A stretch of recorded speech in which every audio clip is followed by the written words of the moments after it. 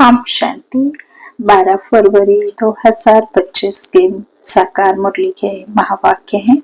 आज की मधुर मुरली का सार है। मीठे मीठे प्यारे प्यारे शिव बाबा ने कहा, मीठे बच्चे तुम बहुत बड़े जौहरी हो। तुम्हें अविनाशी ज्ञान रत्नों रूपी जवाहरात देकर सबको साहूकार बनाना है। प्रश्न, अपने जीवन को हीरे जैसा बनाने के लिए किस बात की बहुत बहुत संभाल चाहिए? उत्तर, संग की।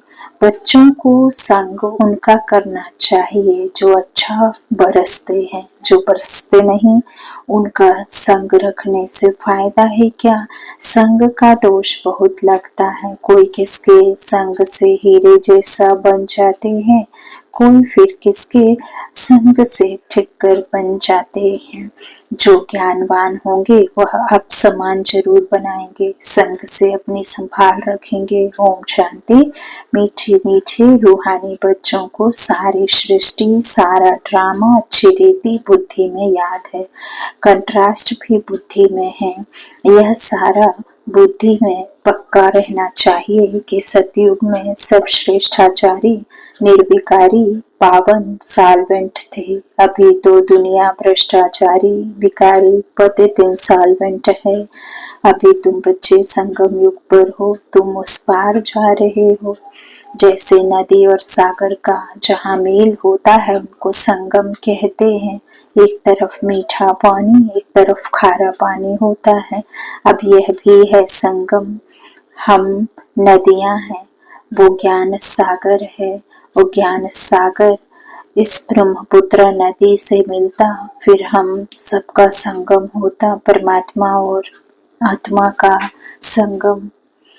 यही असली नदियों का और सागर का संगम है। तुम जानते हो, बरोबर सतयुग में लक्ष्मी नारायण का राज्य था, फिर ऐसे चक्र फिरा, अभी है संगम। कलयुग के अंत में सब दुखी हैं, इसको जंगल कहा जाता है। सतयुग को बगीचा कहा जाता है। अभी तुम कांटों से फूल बन रहे हो, यह स्मृति तुम बच्चों को होनी चाहिए। हम बेहद के बाप से वर्षा ले रहे हैं, यह बुद्धि में याद रखना है। 84 जन्मों की कहानी तो बिल्कुल कॉमन है। समझते हो, अब 84 जन्म पूरे हुए, तुम्हारी बुद्धि में तरावट है कि हम अभी सतयुगी बगीचे में जा रहे हैं। अब हमारा जन्म इस मृत्यु लोक में नहीं होगा, हमारा जन्म होगा अमर लोक में। श्री बाबा को अमरनाथ भी कहते हैं। वह हमको अमर कहानी सुना रहे हैं। वहाँ हम शरीर में होते भी अमर रहेंगे। अपनी खुशी से टाइम पर शरीर छोड़ेंगे, उसको मृत्यु लोक नहीं कहा जाता। तुम किसको भी समझाएंगे तो समझेंगे बरोबर, इनमें तो पूरा ज्ञान है। सृष्टि का आदि और अंत तो है ना। छोटा बच्चा भी जवान और वृद्ध होता है, फिर अंत आ जाता है, फिर बच्चा बनता है। सृष्टि भी नई बनती, फिर क्वार्टर पुरानी, आधी पुरानी, फिर सारी पुरानी होती है, फिर नई होगी। यह सब बातें और कोई एक दो को सुना नहीं सकते, ऐसे चर्चा कोई कर नहीं सकते सिवाय तुम ब्राह्मणों के, और कोई को रूहानी नॉलेज मिल ना सके। ब्राह्मण वर्ण में आए तो सुने, सिर्फ ब्राह्मण ही जाने। ब्राह्मणों में भी नंबरवार हैं, कोई यथार्थ रीति सुना सकते हैं, कोई नहीं सुना सकते हैं, तो उन्हों को कुछ मिलता नहीं है। जौहरियों में भी देखेंगे, कोई के पास तो करोड़ों का माल रहता है, कोई के पास तो 10,000 का भी माल नहीं होगा। तुम्हारे में भी ऐसे ही। जैसे देखो, यह जनक है, जानकी दादी को जनक कहते। जनक है, यह अच्छा जौहरी है, इसके पास वैल्यूबल जवाहरात हैं, इसको देकर अच्छा साहूकार बन सकती है। कोई छोटा जौहरी जास्ती दे नहीं सकती तो उनका पद भी कम हो जाता है। तुम सब जौहरी हो, यह विनाशी ज्ञान रत्नों के जवाहरात हैं। जिसके पास अच्छे रतन होंगे वह साहूकार बनेंगे, औरों को भी बनाएंगे। ऐसे तो नहीं सब अच्छे जौहरी होंगे। अच्छे अच्छे जौहरी बड़े बड़े सेंटर्स पर भेज देते हैं, बड़े आदमियों को अच्छी जवाहरात दी जाती है, बड़े बड़े दुकानों पर एक्सपर्ट रहते हैं। बाबा को भी कहा जाता है सौदागर, रत्नागर, रत्नों का सौदा करते हैं। फिर जादूगर भी है, क्योंकि उनके पास ही दिव्य दृष्टि की चाबी है। कोई नौधा भक्ति करते हैं तो उनको साक्षात्कार हो जाता है। यहाँ वह बात नहीं है, यहाँ तो अनायास घर बैठे भी बहुतों को साक्षात्कार होता है। दिन प्रतिदिन सहज होता जाएगा। कईयों को ब्रह्मा का और श्री कृष्ण का भी साक्षात्कार होता है। उनको कहते हैं ब्रह्मा के पास जाओ, जाकर उनके पास प्रिंस बनने की पढ़ाई पढ़ो। यह पवित्र प्रिंस प्रिंसेस चले आते हैं ना, प्रिंस को पवित्र भी कह सकते हैं, पवित्रता से जन्म होता है ना। पतित को भ्रष्टाचारी कहेंगे, पतित से पावन बनना है। यह बुद्धि में रहना चाहिए, जो किसको समझा भी सको। मनुष्य समझते हैं यह तो बड़े सेंसिबल हैं, बोलो हमारे पास कोई शास्त्रों आदि की नॉलेज नहीं है। यह है रूहानी नॉलेज, जो रूहानी बाप समझाते हैं। यह है त्रिमूर्ति ब्रह्मा विष्णु शंकर। यह भी रचना है, रचयिता एक बाप है, वह होते हैं हद के क्रिएचर। यह है बेहद का बाप, बेहद का क्रिएचर। घर का जो लौकिक में हमारे शरीर रूपी माता पिता होते हैं, वो हद का क्रिएट करते हैं बच्चों को, है ना, परिवार को। ये बेहद का क्रिएचर है। तो बाप बैठकर पढ़ाते हैं, मेहनत करनी होती है। बाप गुलगुल फूल बनाते हैं। तुम हो ईश्वरीय कुल के, तुमको बाप पवित्र बनाते हैं। फिर अगर अपवित्र बनते हैं तो कुल कलंकित बनते हैं। बाप तो जानते हैं ना, फिर धर्मराज द्वारा बहुत सजा दिलाएंगे। बाप के साथ धर्मराज भी है, धर्मराज की ड्यूटी भी अभी पूरी होती है। सतयुग में तो होगी ही नहीं, फिर शुरू होती है द्वापर से। बाप बैठ कर्म अकर्म विकर्म की गति समझाते हैं। कहते हैं ना, इसने आगे जन्म में ऐसे कर्म किए हैं जिसकी यह भोगना है। सतयुग में इसे नहीं कहेंगे, बुरे कर्मों का वहां नाम नहीं होता। यहाँ तो बुरे अच्छे दोनों हैं, सब दुख दोनों, सब सुख दुख दोनों है, परंतु सुख बहुत थोड़ा है। वहां फिर दुख का नाम निशान नहीं है। सतयुग में दुख कहाँ से आया? तुम बाप से नई दुनिया का वर्षा लेते हो। बाप है ही दुख हरता सुख करता। दुख कब से शुरू होता है यह भी तुम जानते हो। शास्त्रों में तो कल्प की आयु ही लंबी चौड़ी लिख दी है। अभी तुम जानते हो आधा कल्प के लिए हमारे दुख हर जाएंगे और हम सुख पाएंगे। यह सृष्टि का चक्र कैसे फिरता है इस पर समझाना बड़ा सहज है। यह सब बातें तुम्हारे सिवाय और कोई की बुद्धि में हो ना सके। लाखों वर्ष कह देने से सब बातें बुद्धि से निकल जाती हैं। अभी तुम जानते हो यह चक्र 5000 वर्ष का है। कल की बात है, जबकि इन सूर्यवंशी चंद्रवंशियों का राज्य था। कहते भी हैं ब्राह्मणों का दिन, ऐसे नहीं शिव बाबा का दिन कहेंगे। ब्राह्मणों का दिन, फिर ब्राह्मणों की रात। ब्राह्मण फिर भक्ति मार्ग में भी चले आते हैं। अभी है संगम, ना दिन है ना रात है। तुम जानते हो ना हम इस पार है ना उस पार है, बीच में है। बाबा कहते तुम जानते हो, हम पक्का याद कर लो। हाँ, बाबा कहते हैं ब्राह्मण फिर देवता बनेंगे, फिर त्रेता में क्षत्रिय बनेंगे, ये तुम जानते हो। यह तो बुद्धि में पक्का याद कर लो। इन बातों को और कोई नहीं जानते हैं। वह तो कहेंगे शास्त्रों में इतनी आयु लिखी है, तुमने फिर यह हिसाब कहाँ से लाया है? यह अनादि ड्रामा बनाया है, यह कोई नहीं जानते। तुम बच्चों की बुद्धि में है। आधा कल्प है सतयुग त्रेता, फिर आधा कल्प से भक्ति शुरू होती है, वह हो जाता है त्रेता और द्वापर का संगम। द्वापर में भी यह शास्त्र आदि आहिस्ते आहिस्ते बनते हैं। भक्ति सामग्री चौड़ी, जैसे झाड़ कितना लंबा चौड़ा है, इसका बीज है बाबा। देखा है ना बनियान ट्री, तो ऐसे ही मनुष्य ट्री है। यह उल्टा झाड़ है, पहले पहले आदि सनातन देवी देवता धर्म है। यह बातें जो बाप सुनाते हैं यह है बिल्कुल नई। इस देवी देवता धर्म के स्थापक को कोई नहीं जानते। श्री कृष्ण तो बच्चा है, ज्ञान सुनाने वाला है बाप।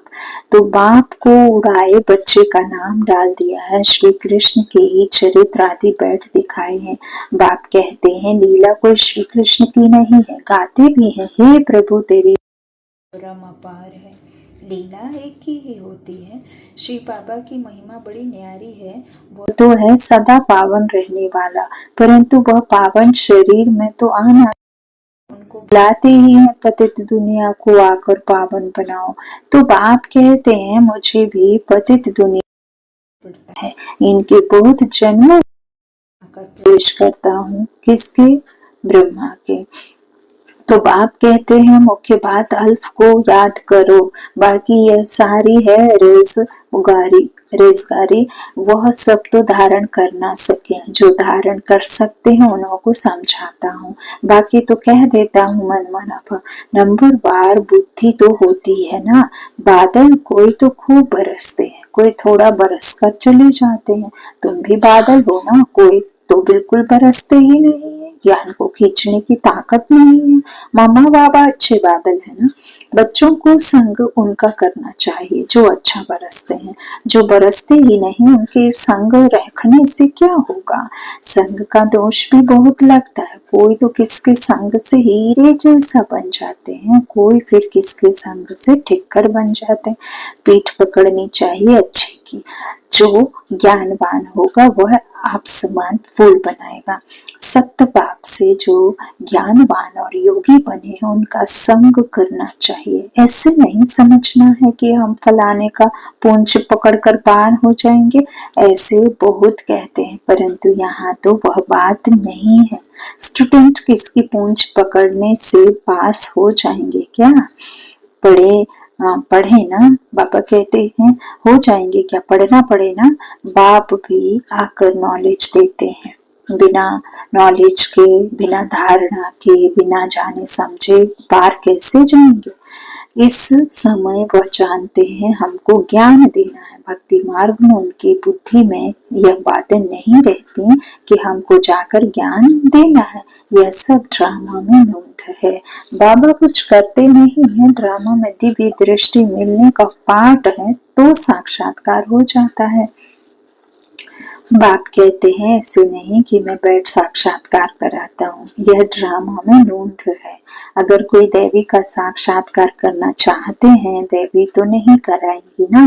कहते हैं हे भगवान हमको साक्षात्कार कराओ। बाप कहते हैं ड्रामा में नूंद होगी तो हो जाएगा। मैं भी ड्रामा में बांधा हुआ हूँ।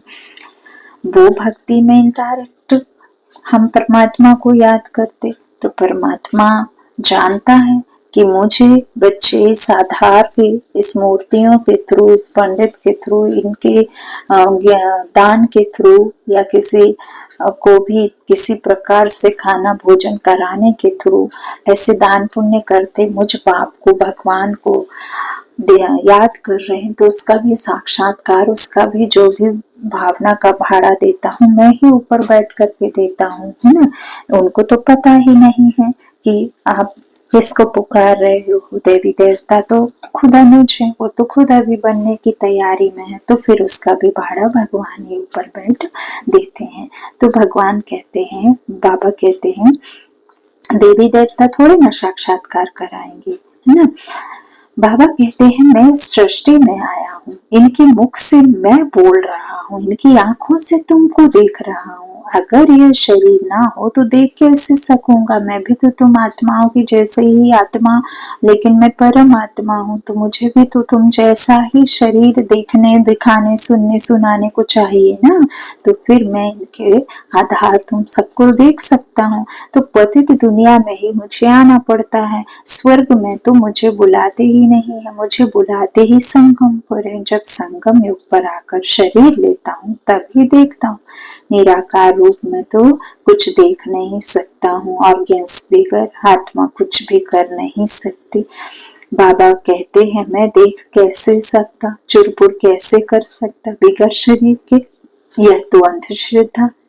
जो कहते हैं ईश्वर सब कुछ देखता है, सब कुछ वह करते हैं, देखेगा फिर कैसे? जब ऑर्गन्स मिले तब देखे ना। बाप कहते हैं अच्छा व बुरा काम ड्रामानुसार हर एक करते हैं। नोंद है मैं थोड़े ही इतने करोड़ों मनुष्यों का बैठे सांप रखूंगा, मुझे शरीर है तब सब कुछ करता हूँ। करण करावन हार भी तब कहते हैं नहीं तो कह ना सके, मैं जब इसमें आऊं तब आकर पावन बनाऊं। ऊपर में आत्मा क्या करेगी, शरीर से ही पाठ बजाएगी ना। मैं भी यहाँ आकर पाठ बजाता हूँ, संगम में मेरा पाठ है नहीं। पाठ बिगर कोई कुछ कर ना सके, शरीर बिगर आत्मा कुछ कर नहीं सकती। आत्मा को बुलाया जाता है, वह भी शरीर में आकर बोलेगी ना। ऑर्गन्स बिगर कुछ कर ना सके, यह है डिटेल की समझानी। मुख्य बात तो कहा जाता है बाप और वर्षी को याद करो। बेहद का बाप इतना बड़ा है, उनसे वर्षा कब मिलता होगा यह कोई जानते नहीं। कहते हैं आकर दुख हरो सुख दो, परंतु कब यह किसको पता नहीं है। तुम बच्चे अभी नई बातें सुन रहे हो, तुम जानते हो हम अमर बन रहे हैं, अमर लोक में जा रहे हैं। तुम अमर लोक में कितना बार गए हो, अनेक बार। इसका कभी अंत नहीं होता। बहुत कहते हैं क्या मोक्ष नहीं मिल सकता, बोलो नहीं। यह अनादि अविनाशी ड्रामा है, यह कभी विनाश नहीं हो सकता है। यह तो अनादि चक्र फिरता ही रहता है। तुम बच्चे इस समय सच्चे साहेब को जानते हो। तुम सन्यासी हो ना, वह फकीर नहीं।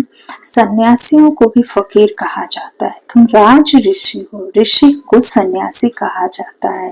त्याग किस बात का, बेकारों का, सोच का, गंदी सोच का, घृणा का, बदले की भावना का। सन्यास किसका, किससे आपको पालना करनी है, अपने मन की बुरे विचारों से, है ना। पॉजिटिव रख करके श्रेष्ठ सृष्टि की रचना करना है तो आपको श्रेष्ठ कर्म करना है। श्रेष्ठ कर्म करने के लिए आपकी भावना सच्ची होनी चाहिए, आपकी दिल सच्ची होनी चाहिए, आपकी मन पवित्र होनी चाहिए, आपकी दृष्टि मन स वाचा कर्मणा तीन तरीके से एक स्थिति, है ना। शुभ संकल्प, शुभ भावना, शुभ कामना, हर किसी के प्रति बहुत अच्छा सोचना। तो ऐसे बाबा कहते ऋषि को सन्यासी कहा जाता है। अभी फिर तुम अमीर बनते हो। भारत कितना अमीर था, अभी कैसा फकीर बन गया है ना। Beggar to prince, prince to beggar बनते। तो बेहद का बाप आकर बेहद का वर्षा देते हैं। गीत भी है बाबा आप जो देते हो सो कोई दे ना सके। आप हमको विश्व का मालिक बनाते हो जिसको कोई लूट ना सके। ऐसे ऐसे गीत बनाने वाले अर्थ नहीं सोचते। तुम जानते हो वहां पार्टीशन आदि कुछ नहीं होगा। वहां तो यहाँ तो कितनी पार्टीशन है, एक ही स्टेट को दो दो तीन तीन पार्ट में बांट दिया, एक ही देश को ना जाने कितने टुकड़ों में बांट दिया। तो वहां आकाश धरती सारी तुम्हारी रहती है। तो इतनी खुशी बच्चों को रहनी चाहिए ना, हमेशा समझो। श्री बाबा सुनाते हैं क्योंकि वह कभी हॉलीडे नहीं लेते हैं, कभी बीमार नहीं होते हैं। याद शिव बाबा की ही रहनी चाहिए। इनको कहा जाता है निरअहंकारी। मैं यह करता हूँ, मैं यह करता हूँ, यह अहंकार नहीं आना चाहिए। सर्विस करना तो फर्ज है, इसमें अहंकार नहीं आना चाहिए। जो मिला है वो देना है, तभी तो तुम्हारा बढ़ेगा। अहंकार आया और गिरा। सर्विस करते रहो, यह है रूहानी सेवा, बाकी सब है जिस्मानी। अच्छा मीठे मीठे सिकेला दे बच्चों प्रति माता पिता बाप दादा का याद प्यार और गुड मॉर्निंग। रूहानी बाप की रूहानी बच्चों को नमस्ते। हम रूहानी बच्चों की रूहानी माता पिता बाप दादा को याद प्यार और गुड मॉर्निंग। शुक्रिया बाबा। धारणा के लिए मुख्य सार है। पहला बाबा ने कहा बाप जो पढ़ाते हैं उसका रिटर्न गुलगुल फूल बनाकर दिखाना है। मेहनत करनी है, कभी भी ईश्वरीय कुल का नाम बदनाम नहीं करना है। जो ज्ञानवान और योगी हैं उनका ही संग करना है। दूसरा मैंपन का त्याग कर निरहंकारी बन रूहानी सेवा करनी है। इसे अपना फर्ज समझना है, अहंकार में नहीं आना है। वरदान, व्यर्थ को भी शुभ भाव और श्रेष्ठ भावना द्वारा परिवर्तन करने वाले सच्चे मर्जीवा भव। बाप दादा की श्रीमत है, बच्चे व्यर्थ बातें ना सुनो, ना सुनाओ और ना सोचो, सदा शुभ भावना से सोचो, शुभ बोल बोलो, व्यर्थ को भी शुभ भाव से सुनो, शुभ चिंतक बन बोल के भाव को परिवर्तन कर दो, सदा भाव और भावना श्रेष्ठ रखो, स्वयं को परिवर्तन करो, ना कि अन्य के परिवर्तन का सोचो। स्वयं का परिवर्तन ही अन्य का परिवर्तन है। इसमें पहले मैं, इस मर्जीवा बनने में ही मजा है।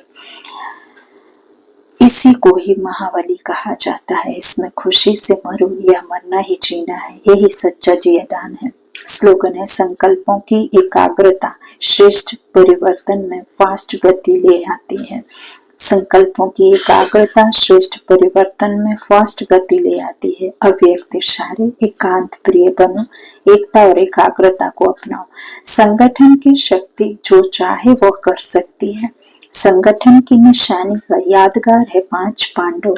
एकता की शक्ति, हाँ जी विचार दिया, फिर एकता के बंधन में बंध गए। यही एकता सफलता का साधन है। अच्छा, ओम शांति।